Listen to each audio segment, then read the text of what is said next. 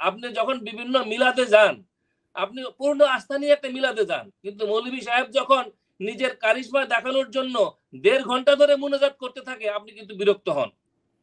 তাহলে এই যে মুনাজাত খুব বেশি বিলম্বিত হচ্ছে। আপনাকে ঠিক করতে হবে যে এই যে অন্তর্বর্তীকালীন সরকার, it is not a political government. সে কোনো রাজনৈতিক বয়ান দিতে পারে না। তার এখতিয়ার সম্পূর্ণভাবেই একটি নির্বাচনের মধ্য দিয়ে যত তাড়াতাড়ি সম্ভব একটা ইলেকশনের মধ্য দিয়ে একটা গণতান্ত্রিক সরকারের হাতে ক্ষমতা হস্তান্তর হলো তার এখতিয়ার। 5ই আগস্টের পর যে 8ই আগস্টে সরকার গঠন হলো, ডক্টর ইউনূসকে কেন্দ্র করে সকলেই সমর্থন জানালেন। আমরা রাজনৈতিক দলগুলো, বিশেষ করে যারা আন্দোলনে অংশগ্রহণ করেছে, অংশগ্রহণকারী রাজনৈতিক দলগুলো নানা রকম কথা বলছেন বা নানা সময় টেবিলে বসলেন। জাতীয় ঐক্যমত্যের একটি আমরা আবহ দেখলাম এবং সেখানে ফটো সেশন দেখলাম সকল দলগুলো মিলে, যে আওয়ামী লীগের বিরুদ্ধে, দুঃশাসনের বিরুদ্ধে সকল দলগুলো একাট্টা হয়ে সামনে দেশকে এগিয়ে নিয়ে যাবে।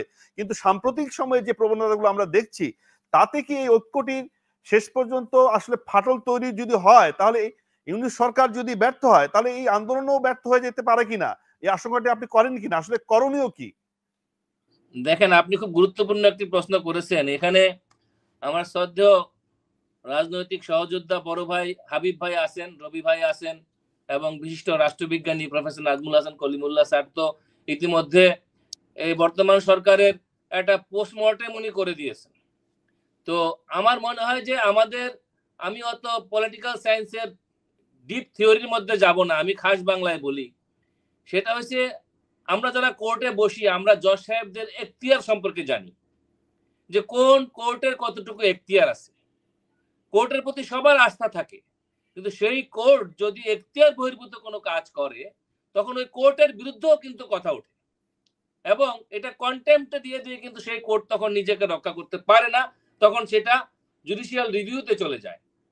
তাহলে আজকে এই যে ঐক্য, এই যে অন্তর্বর্তীকালীন সরকার, তার এখতিয়ারের জায়গাটা তো জনগণ ঠিক করে দিয়েছে। হয়তো কাগজে কলমে লেখা হয় নাই, কিন্তু মানুষের সাইকোলজির মধ্যে আছে, বিএনপির মগজের মধ্যে আছে, কমিউনিস্ট পার্টির মগজের মধ্যে আছে যে অন্তর্বর্তীকালীন সরকারের এখতিয়ার কতটুকু। আপনি যখন বিভিন্ন মিলাদে যান, আপনি পূর্ণ আস্থা নিয়ে একটা মিলাদে যান, কিন্তু মৌলভী সাহেব যখন নিজের কারিশমা দেখানোর জন্য 1.5 ঘন্টা ধরে মুনাজাত করতে থাকে, আপনি কিন্তু বিরক্ত হন। তাহলে এই যে মুনাজাত খুব বেশি বিলম্বিত হচ্ছে। আপনাকে ঠিক করতে হবে যে এই যে অন্তর্বর্তীকালীন সরকার, it is not a political government. সে কোনো রাজনৈতিক বয়ান দিতে পারে না। তার এখতিয়ার সম্পূর্ণভাবেই একটি নির্বাচনের মধ্য দিয়ে যত তাড়াতাড়ি সম্ভব একটা ইলেকশনের মধ্য দিয়ে একটা গণতান্ত্রিক সরকারের হাতে ক্ষমতা হস্তান্তর হলো তার এখতিয়ার। সে রাজনীতি করা শুরু করে দিয়েছে। এর জন্যই তো আমরা আন্দোলন করি নাই। আজকে মাঠে 11 জন ফুটবল প্লেয়ার বল খেলে, গোল হয়তো দিয়েছে একজন স্ট্রাইকার, তাহলে খেলায় বিজয়ের কৃতিত্ব কি শুধু স্ট্রাইকারের? আজকে বিএনপি, কমিউনিস্ট পার্টি, এই সমস্ত মেডেলটা তো স্ট্রাইকারই পায়, মেডেলটা স্ট্রাইকারই পায়, ম্যান অফ দ্য ম্যাচ একা স্ট্রাইকারকে দল জেতার কৃতিত্ব দেওয়া যায় না, কৃতিত্ব গোটা টিমের। এবং সেটা ভালো স্ট্রাইকাররা, ক্যাপ্টেনরা কাপটা হাতে নিয়ে বলে যে আমার একার কৃতিত্ব নয়, এটা সবার। কিন্তু আমরা দেখতে পাচ্ছি এই গণঅভ্যুত্থানের বিজয়ের দায় দায়িত্ব আওয়ামী কায়দায়, আবারও সেই ফেসিবাদী কায়দায় একটি গোষ্ঠীর কৃতিত্বের মধ্যে নিয়ে যাওয়ার চেষ্টা হচ্ছে। এইটাই হলো আরেকটা নয়া ফেসিবাদ। এবং এই নয়া ফেসিবাদ আমার ধারণা বিএনপির বন্ধুরা বুঝতে পেরেছে। আমার ধারণা বিএনপির ভারপ্রাপ্ত চেয়ারম্যান নববর্ষে যে বার্তা দিয়েছে, তার মধ্যে অনেক ইঙ্গিত আছে। এটা বুঝতে পেরেছে বাংলাদেশের প্রগতিশীল বামপন্থী দলগুলা, এটা বুঝতে পেরেছে যারা গণতন্ত্র চায়, সেই সুশীল সমাজ, পেশাজীবী সংগঠন। সে কারণেই আজকে ডক্টর নাজমুল হাসান কলিমুল্লাহ সাহেবের মতো বিদগ্ধ জনেরা আজকে কোন জিনিসটা আলোর নিচে আনা দরকার সেটা ক্যাটাগরিক্যালি বলতে পারছেন।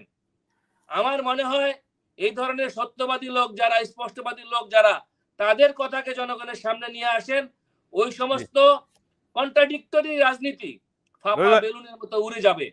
আজকে জনগণকে প্রতারিত করা হচ্ছে।